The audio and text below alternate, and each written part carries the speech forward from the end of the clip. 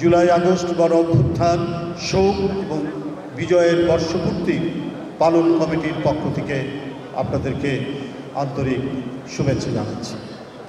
আমি শুভেচ্ছা জানাচ্ছি যাদের জন্য আজকের এই উদ্বোধনী অনুষ্ঠান, যাদের সম্মানে আজকের এই উদ্বোধনী অনুষ্ঠান, সেই সমস্ত শহীদ পরিবারের সদস্যদের, যারা তাদের বিশাল সম্পদ হারিয়ে, সন্তানকে হারিয়ে, পিতাকে হারিয়ে, স্বামীকে হারিয়ে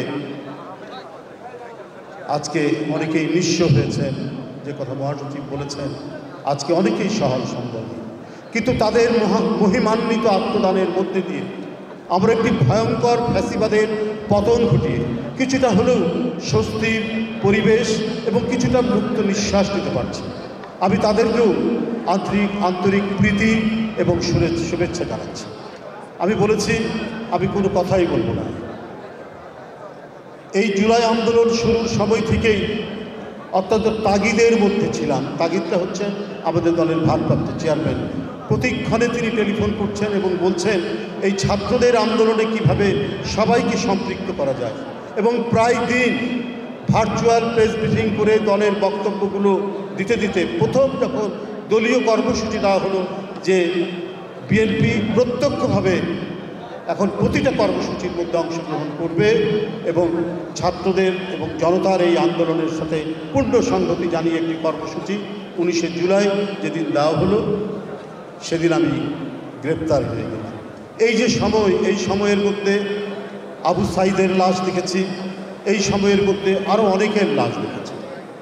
আমি শুধু যে লাশ আর যে গুলির শব্দ শুনেছি, আমার দুটো কথা মনে পড়েছে, জাস্ট দুটো লাইন। এই শহরে পাখিরা ঘুমায় গুলির শব্দে, এই শহরে ছাত্ররা পড়ে থাকে মগজ ভর্তি বারুদের গন্ধে। এই ছিল জুলাই আন্দোলনের প্রকৃত রূপ। আর এই রূপ দেখেই কারাগারে চলে গেলাম। কারাগারে গিয়েই ঢোকার সাথে রাত 12টার সময় দেখি নজরুল ভাই খুব মৃদু কণ্ঠে আমাকে ডাকছেন, রিজভি রিজভি বলে। তখন বুঝলাম যে আর কারো নিস্তার নেই। সরকার সে টলমল করে উঠেছে যে নজরুল ভাইয়ের মতো একজন অসুস্থ মানুষকে যদি এভাবে নিয়ে আসে। এরপর তো একের পর এক ওইদিকে অনেককেই ওই ডিবির হাজত ঘরের মধ্যে অনেককেই পাচ্ছি প্রতিদিন। সবার নাম বললে অনেকক্ষণ সময় চলে যাবে, যাই হোক আমি এই নামগুলো বলতে চাই না। আমি শুধু শেষে একটি কথা বলতে চাই, গণতন্ত্রে আলোচনা থাকবে, সমালোচনা থাকবে, গণতন্ত্রে ভিন্ন মত থাকবে, একে অপরকে আমরা কঠোর সমালোচনাও করব। এটা গণতন্ত্রের একটা অন্যতম বৈশিষ্ট্য। কিন্তু গণতন্ত্র এটা যেমন বৈশিষ্ট্য, কিন্তু রাষ্ট্রীয় গণতন্ত্র এবং সমাজে গণতন্ত্র শক্তিশালী হয় পারস্পরিক সহযোগিতার মধ্যে দিয়ে। তো সুতরাং আমাদের কণ্ঠের স্বাধীনতার পাশাপাশি, আমাদের সমস্ত কথা বলার স্বাধীনতা, রাজনীতি করার পাশাপাশি আমাদের পারস্পরিক সহযোগিতাও থাকবে।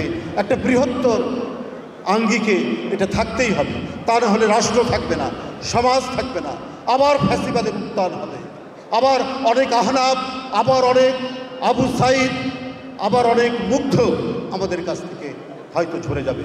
সেই দিন যেন আবার প্রত্যাবর্তন না করে, এই লক্ষ্য নিয়েই আজকে এখানে অনেক রাজনৈতিক দল আমরা এখানে উপস্থিত হয়েছি। আমাদের সেই কমপক্ষে মিনিমাম আন্ডারস্ট্যান্ডিংয়ের সেই অঙ্গীকারটুকু আমাদের থাকতে হবে। কারণ আমরা এই জুলাই আন্দোলনের মধ্যে দিয়ে এক একজনের ওই তরুণ মাসুম বাচ্চাদের যে আওয়াজ পেয়েছি, তাদের যে ঐক্যবদ্ধভাবে আন্দোলন সফল করার তাদের যে আকুতি, তাদের যে প্রাণকে উৎসর্গ করার কি মহিমান্বিত রূপ আমরা সেদিন দেখেছি, সেটা আজও আমাদেরকে উদ্বুদ্ধ করে। এক মুগ্ধের কথা, পানি লাগবে পানি, এই কথাতেই একটি মহাকাব্য রচনা হতে পারে।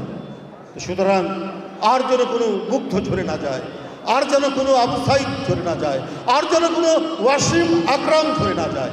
সেই জন্যই যা কিছু আমরা করি প্রত্যেকটাই যাতে করে কোথাও না কোথাও একটা পারস্পরিক সহযোগিতার জায়গা থাকতে হবে। তা না হলে আমরা এই 18 কোটির দেশের এই ছোট্ট একটি ভূখণ্ড আমাদের রক্ষা করা খুব মুশকিল হবে।